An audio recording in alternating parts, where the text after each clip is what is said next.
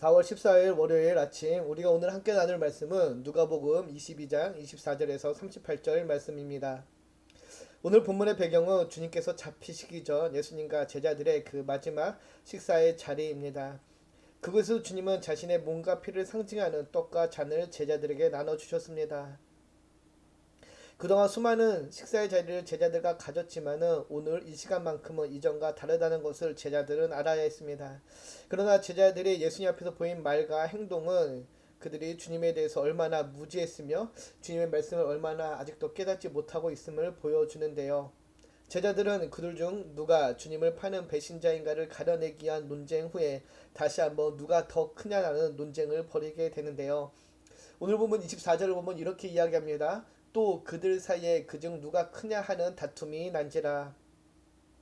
누가 큰 자인지에 대한 다툼은 제자들 사이에서 계속된 갈등의 주된 요인이었습니다. 앞서 누가복음 9장에서도 제자 중에서 누가 크냐라는 변론이 일어났음을 누가는 전해주고 있고요. 마가복음에서는 야고보와 요한이 예수님께 자신들을 주의 우편과 좌편에 앉게 해달라고 부탁하는 것을 또 보게 됩니다. 그때 다른 제자들은 이 두 형제를 향해 화를 냈다라고 이야기하죠.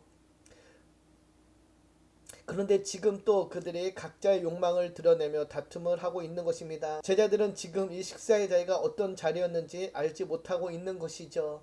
그래서 오늘 본문을 보면은 24절을 보면은 또라고 이야기합니다.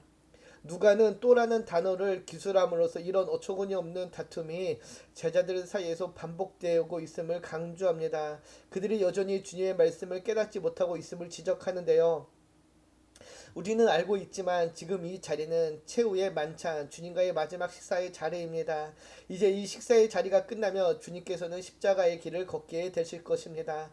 만약 제자들이 그 식사 자리에서 주님께서 말씀하신 그 고난이 잠시 후 있을 십자가의 형벌이었다는 것을 알았다면은, 또 주님이 함께 나눠주신 그 떡과 잔의 의미를 알았다면은 지금 결코 이 자리에서 누가 큰지를 논하지 않았을 것입니다. 그러나 여전히 제자들은 아직도 예수님의 그 말씀을 깨닫지 못하고 고난받는 메시아가 아닌 정치적인 메시아, 자신들을 해방시킬 그 메시아로 인정하고 받아들이고 있었던 것이죠.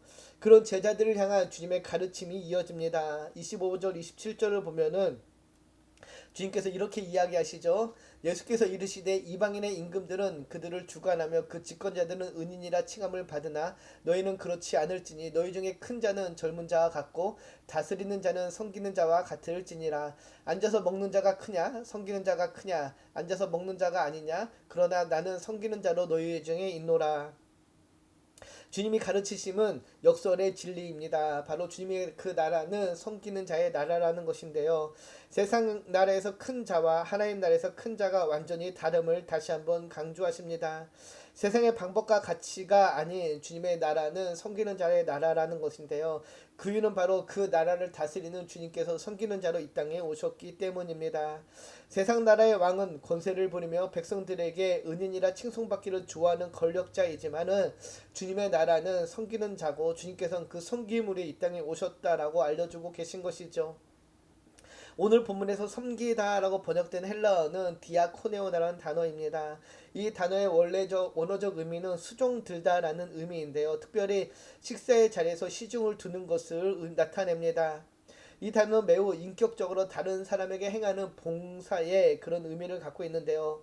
하나님 나라에서 큰 자가 왜 섬기는 자인지 주님의 모습에서 분명히 드러납니다. 주님께서는 섬기는 자로 사랑의 종으로 이 땅에 오셨다라는 것이죠. 주님은 언제나 섬기는 자로 제자들 가운데 계셨습니다. 지금 제자들과 함께하고 있는 식사의 자리에서도 주님은 여전히 섬김의 모습을 보여주셨는데요. 이처럼 주님의 나라는 섬기는 자의 나라임을 제자들은 알아야 했던 것이죠. 그러면서 주님께서는 더 나아가서 이렇게 이야기합니다. 28절에서 29절, 30절인데요. 우리 같이 보면은 너희는 나의 모든 시험 중에 항상 나와 함께 자들인즉 내 아버지께서 나라를 내게 맡기신 것 같이 나도 너희에게 맡겨 너희로 내 나라에 있어 내 상에서 먹고 마시며 또는 보좌에 앉아 이스라엘 12지파를 다스리게 하려 한다라고 주님께서 말씀하십니다.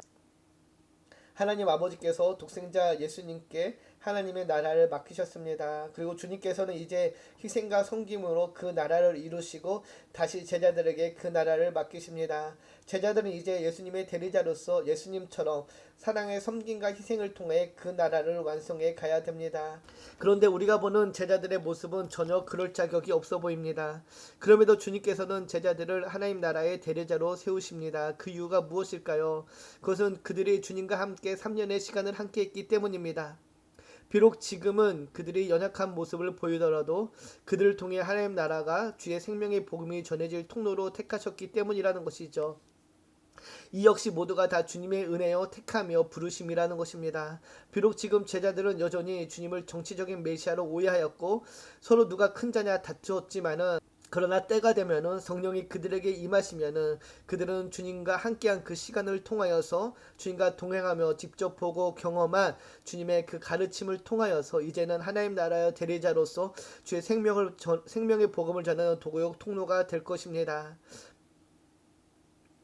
그리고 이어지는 말씀은 특별히 베드로를 향한 주님의 말씀이 주어지는데요. 시몬아 시몬아 보라 사탄이 너희를 밀가부르듯 하려고 요구하였으나 그러나 내가 너를 위하여 내 믿음이 떨어지지 않기를 기도하였노니 너는 돌이킨 후에 내 형제를 굳게 하라. 주님께서 시몬 베드로를 향한 당부의 말씀은 형제를 굳게 하라는 당부입니다. 농부가 밀에 섞인 겨나 티 같은 것을 날려 보내기 위해 키질을 하듯 사탄은 주님의 제자들을 멀리 떨어뜨리게 격렬히 흔들어 댈 것입니다. 이미 유다에게 들어가서 유다의 마음과 생각을 주님으로부터 떨어뜨렸듯이 다른 제자들 역시 사탄의 표적이 될 수 있음을 말씀하십니다.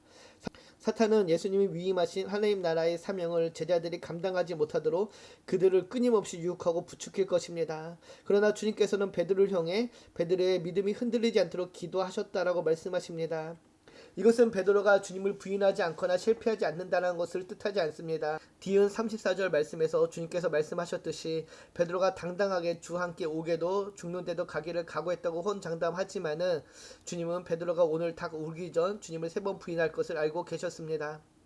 어디든 따르겠다라는 베드로의 비장한 각오보다 변함없이 그를 붙드시는 주님의 신실한 기도하심이 있었기에 베드로는 유다와 달리 믿음을 지켜낼 수 있었고 형제를 세우는 자로 일어설 수 있었습니다. 주님의 제자들과 베드로처럼 사탄은 밀가부르듯 우리의 삶을 뒤흔들 때가 있습니다. 우리 앞에 닥친 어려움으로 우리도 두려움에 빠지기도 하고 불안에 빠지기도 합니다. 그러나 우리가 이런 어려움 속에서도 우리의 믿음을 지켜낼 수 있는 것은 언제나 변치 않는 사랑으로 오늘도 우리를 인도하시는 하나님의 신실하심이 있기 때문입니다. 변치 않는 사랑으로 오늘도 우리를 사랑하시는 그 하나님의 신실하심이 있기에 우리는 오늘도 이 어려움과 고난을 이겨낼 수 있음을 기억하기 바랍니다. 이어지는 35절 38절의 내용은 공간복음 중에서도 오직 누가복음에만 기록된 내용인데요. 예수님께서는 제자들에게 이전과 바뀐 환경을 준비할 것을 말씀하십니다. 35절과 36절을 보면 이렇습니다. 그들에게 이르시되 내가 너희를 전대와 배낭과 신발도 없이 보냈었을 때에 부족한 것이 있더냐? 이를 때 없었나이다. 이르시되 이제는 전대에 있는 자는 가질 것이요 배낭도 그리하고 검없는 자는 겉옷을 팔아 살지어다. 여전의 환대가 박해로 이어질 것을 말씀하고 계십니다. 이제는 제자들을 대하는 그 상황이 급격하게 바뀔 것을 말씀하고 계시는데요. 제자들이 이제 전대를 준비하며 배낭을 준비하고 심지어 검없는 자는 옷을 팔아서 검을 준비해야 됩니다. 왜냐하면 주님을 향한 호의가 이제는 적대로 바뀔 것이기 때문인데요. 이제는 주님께서 불법자 취급을 받으시고 백성에게 거부당하고 조롱당하며 십자가에 달려 죽으심으로 하나의 말씀을 성취하실 것입니다. 예수님께서 불법자 취급을 받으셨기에 이제는 그들의 제자들 또한 사람들에게 배척당할 것입니다. 그래서 주님께서는 칼을 준비하라고 말씀하시는데요. 이 칼을 준비하라는 것은 적대적인 환경에서 복수를 의미하는 것이 아니라 무장을 하는 것이 아니라 박해에 대한 대비를 할 것을 상징적으로 표현한 것입니다. 그럼에도 여전히 제자들은 그 말씀에 진리를 깨닫지 못하고 검이 있다라고 이야기하는데요. 주님께서 이 땅에서 불법자의 동료로 여김을 받으셨다라면은 이제 우리도 세상으로부터 호의가 아닌 적대적인 대우를 받게 될 것입니다. 더 나아가 사람들에게 비난을 받기도 하며 손해를 보기도 하고 마음의 상처를 입기도 할 것입니다. 그렇게 이제는 변화된 환경에 온전히 대비하며 헤쳐나가야 합니다. 우리가 이 길을 포기하지 않고 끝까지 걸어가야 하는 이유는 주님께서 불법자의 동의로 역임 받으신 후에, 즉 고난 받으신 후에 부활의 첫 열매가 되셔서 하나님의 영광에 참여했을 뿐만 아니라 우리 역시 그 영광의 자리로 부르실 것이기 때문입니다.